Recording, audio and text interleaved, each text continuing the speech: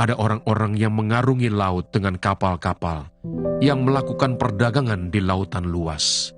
Mereka melihat pekerjaan-pekerjaan Tuhan dan perbuatan-perbuatannya yang ajaib di tempat yang dalam. Ia berfirman, maka dibangkitkannya angin badai, yang meninggikan gelombang-gelombangnya. Mereka naik sampai ke langit, dan turun ke samudera raya. Jiwa mereka hancur karena celaka. Mereka pusing dan terhuyung-huyung seperti orang mabuk dan kehilangan akal. Maka berseru-serulah mereka kepada Tuhan dalam kesesakan mereka, dan dikeluarkannya mereka dari kecemasan mereka. Dibuatnyalah badai itu diam, sehingga gelombang-gelombangnya tenang. Mereka bersukacita, sebab semuanya reda.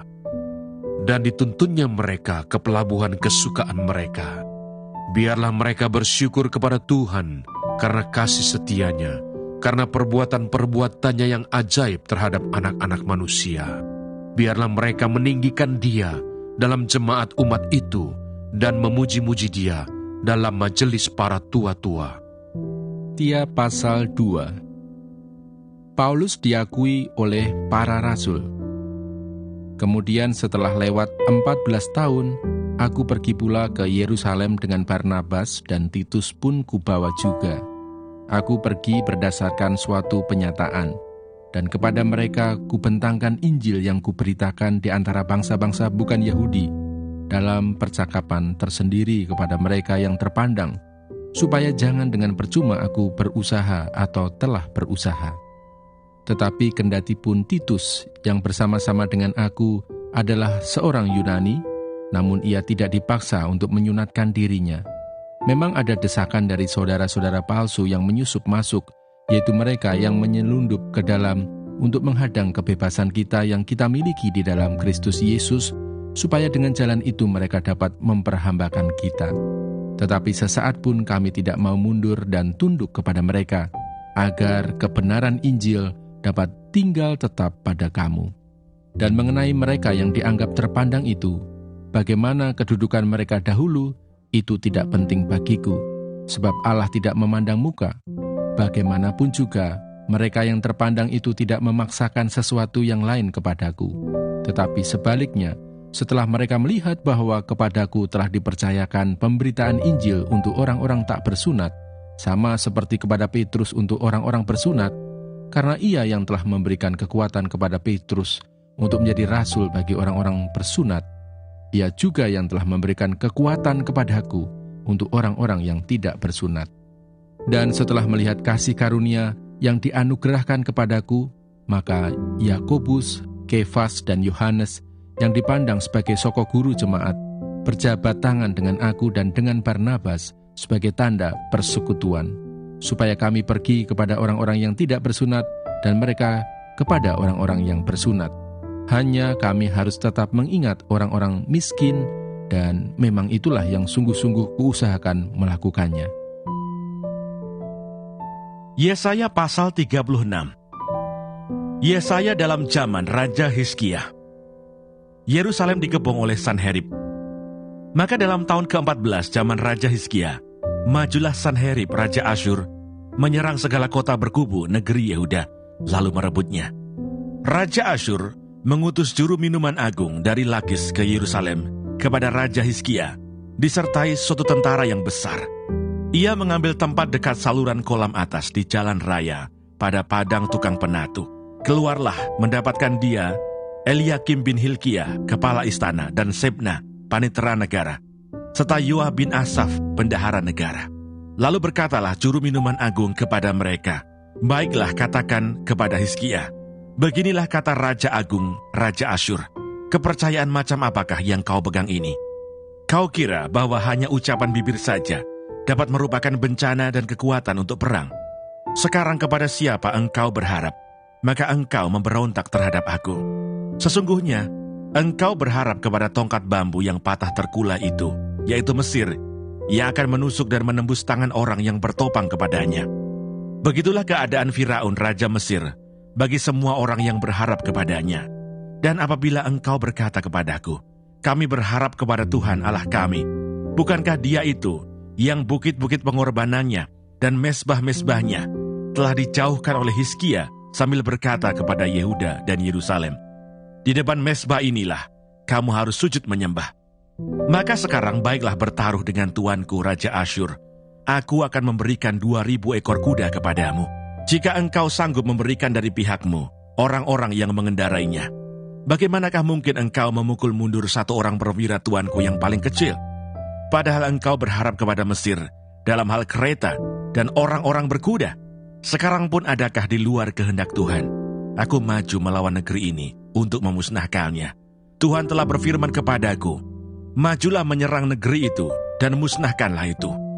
Lalu berkatalah Eliakim, Sebna, dan Yoah kepada juru minuman agung, "Silakan berbicara dalam bahasa Aram kepada hamba-hambamu ini, sebab kami mengerti.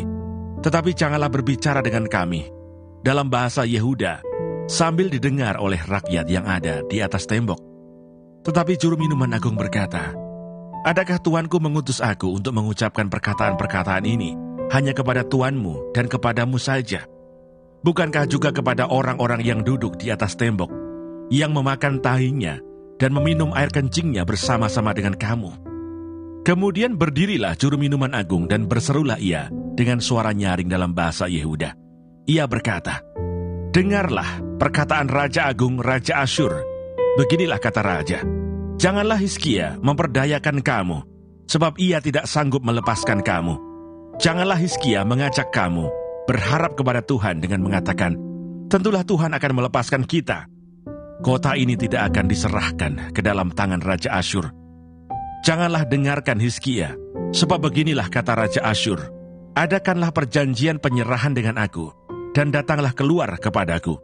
Maka setiap orang daripadamu akan makan dari pohon anggurnya, dan dari pohon aranya, serta minum dari sumurnya, sampai aku datang dan membawa kamu ke suatu negeri seperti negerimu, suatu negeri yang bergandum dan berair anggur, suatu negeri yang berroti dan berkebun anggur.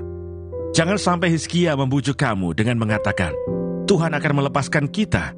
Apakah pernah para allah bangsa-bangsa melepaskan negerinya masing-masing dari tangan Raja Asyur? Di manakah para allah negeri Hamad dan Arpad? Di manakah para allah negeri Sewarwaim? Apakah mereka telah melepaskan Samaria dari tanganku? Siapakah di antara semua allah negeri-negeri ini yang telah melepaskan negeri mereka dari tanganku, sehingga Tuhan sanggup melepaskan Yerusalem dari tanganku?" Tetapi orang berdiam diri dan tidak menjawab dia sepatah kata pun, sebab ada perintah raja bunyinya, "Jangan kamu menjawab dia." Kemudian pergilah Eliakim bin Hilkia, kepala istana, dan Sebna, panitera negara, dan Yoah bin Asaf, bendahara negara, menghadap Hizkia dengan pakaian yang dikoyakkan, lalu memberitahukan kepada raja perkataan juru minuman agung. Yesaya pasal 37. Yerusalem luput dari tangan Sanherib. Segera sesudah Raja Hizkia mendengar itu, dikoyakanlah pakaiannya dan diselubunginya badannya dengan kain kabung. Lalu masuklah ia ke rumah Tuhan. Disuruhnyalah juga Eliakim, kepala istana, Sebna, panitera negara, dan yang tua-tua di antara para imam, dengan berselubungkan kain kabung, kepada Nabi Yesaya bin Amos. Berkatalah mereka kepadanya, "Beginilah kata Hizkia, hari ini hari kesesakan, hari hukuman dan penistaan. Sebab sudah datang waktunya untuk melahirkan anak, tetapi tidak ada kekuatan untuk melahirkannya." Mungkin Tuhan Allahmu sudah mendengar perkataan juru minuman agung yang telah diutus oleh Raja Asyur tuannya untuk mencela Allah yang hidup, sehingga Tuhan Allahmu mau memberi hukuman karena perkataan-perkataan yang telah didengarnya. Maka baiklah engkau menaikkan doa untuk sisa yang masih tinggal ini. Ketika pegawai-pegawai Raja Hizkia sampai kepada Yesaya, berkatalah Yesaya kepada mereka, "Beginilah kamu katakan kepada tuanmu, beginilah firman Tuhan. Janganlah engkau takut terhadap perkataan yang kau dengar, yang telah diucapkan oleh budak-budak Raja Asyur untuk menghujat aku. Sesungguhnya, aku akan menyuruh suatu roh masuk di dalamnya, sehingga ia mendengar suatu kabar dan pulang ke negerinya. Aku akan membuat dia mati rebah oleh pedang di negerinya sendiri." Ketika juru minuman agung pulang, didapatinya Raja Asyur berperang melawan Libna. Sebab sudah didengarnya bahwa raja telah berangkat dari Lakis. Dalam pada itu raja mendengar tentang Tirhaka, raja Ethiopia, berita yang demikian. Ia telah keluar berperang melawan engkau. Dan ketika mendengar itu, disuruhnyalah utusan-utusan kepada Hizkia dengan pesan, beginilah harus kamu katakan kepada Hizkia, raja Yehuda. Janganlah Allahmu yang kau percayai itu memperdayakan engkau dengan menjanjikan Yerusalem tidak akan diserahkan ke tangan Raja Asyur. Sesungguhnya, engkau ini telah mendengar tentang yang dilakukan Raja-Raja Asyur kepada segala negeri, yakni bahwa mereka telah menumpasnya. Masakan engkau ini akan dilepaskan? Sudahkah para Allah dari bangsa-bangsa yang telah dimusnahkan oleh nenek moyangku dapat melepaskan mereka, yakni Gosan, Haran, Resef, dan Bani Eden yang ditelasar? Di manakah Raja negeri Hamat dan Arpad, Raja kota Sefarwaim, Raja negeri Hena dan Iwa? Hizkia menerima surat itu dari tangan para utusan, lalu membacanya. Kemudian pergilah ia ke rumah Tuhan dan membentangkan surat itu di hadapan Tuhan. Hizkia berdoa di hadapan Tuhan, katanya, ya Tuhan semesta alam, Allah Israel, yang bertahta di atas kerubim, hanya Engkau sendirilah Allah segala kerajaan di bumi. Engkaulah yang menjadikan langit dan bumi. Sendengkanlah telingamu ya Tuhan dan dengarlah. Bukalah matamu ya Tuhan dan lihatlah. Dengarlah segala perkataan Sanherib yang telah dikirimnya untuk mencela Allah yang hidup. Ya Tuhan, memang raja-raja Asyur telah memusnahkan semua bangsa dan negeri-negeri mereka dan menaruh para Allah mereka ke dalam api. Sebab mereka bukanlah Allah, hanya buatan tangan manusia, kayu dan batu. Sebab itu dapat dibinasakan orang. Maka sekarang ya Tuhan Allah kami, selamatkanlah kami dari tangannya, supaya segala kerajaan di bumi mengetahui bahwa hanya Engkau sendirilah Tuhan. Lalu Yesaya bin Amos menyuruh orang kepada Hizkia mengatakan, beginilah firman Tuhan Allah Israel tentang yang telah kau doakan kepadaku mengenai Sanherib Raja Asyur. Inilah firman yang telah diucapkan Tuhan mengenai dia. Anak Dara, yaitu putri Sion, telah menghina engkau, telah mengolok-olokkan engkau, dan putri Yerusalem telah geleng-geleng kepala di belakangmu. Siapakah yang engkau cela dan engkau hujat? Terhadap siapakah engkau menyaringkan suaramu dan memandang dengan sombong-sombong? Terhadap yang Maha Kudus Allah Israel. Dengan perantaraan hamba-hambamu engkau telah mencela Tuhan, dan engkau telah berkata, dengan banyaknya keretaku, aku naik ke tempat-tempat tinggi di pegunungan, ke tempat yang paling jauh di gunung Libanon. Aku telah menebang pohon-pohon arasnya yang tinggi besar, pohon-pohon sanobarnya yang terpilih. Aku telah masuk ke tempat tinggi yang paling ujung, ke hutan pohon-pohonnya yang lebat. Aku ini telah menggali air dan telah minum air. Aku telah mengeringkan dengan telapak kakiku segala sungai di Mesir. Bukankah telah kau dengar bahwa aku telah menentukannya dari jauh hari dan telah merancangnya dari zaman purbakala? Sekarang aku mewujudkannya, bahwa engkau membuat sunyi senyap kota-kota yang berkubu menjadi timbunan batu. Sedang penduduknya yang tak berdaya menjadi terkejut dan malu. Mereka menjadi seperti tumbuh-tumbuhan di padang, dan seperti rumput hijau, seperti rumput di atas sotoh, atau gandum yang layu sebelum ia masak. Aku tahu jika engkau bangun atau duduk, jika keluar atau masuk, atau jika engkau mengamuk terhadap aku. Oleh karena engkau telah mengamuk terhadap aku, dan kata-kata keangkuhanmu telah naik sampai ke telingaku, maka aku akan menaruh kelikirku pada hidungmu, dan kekangku pada bibirmu. Dan aku akan memulangkan engkau melalui jalan dari mana engkau datang. Dan inilah yang akan menjadi tanda bagimu, hai Hizkia. Dalam tahun ini, orang makan apa yang tumbuh sendiri. Dan dalam tahun yang kedua, apa yang tumbuh dari tanaman yang pertama. Tetapi dalam tahun yang ketiga, menaburlah kamu, menuai, membuat kebun anggur, dan memakan buahnya.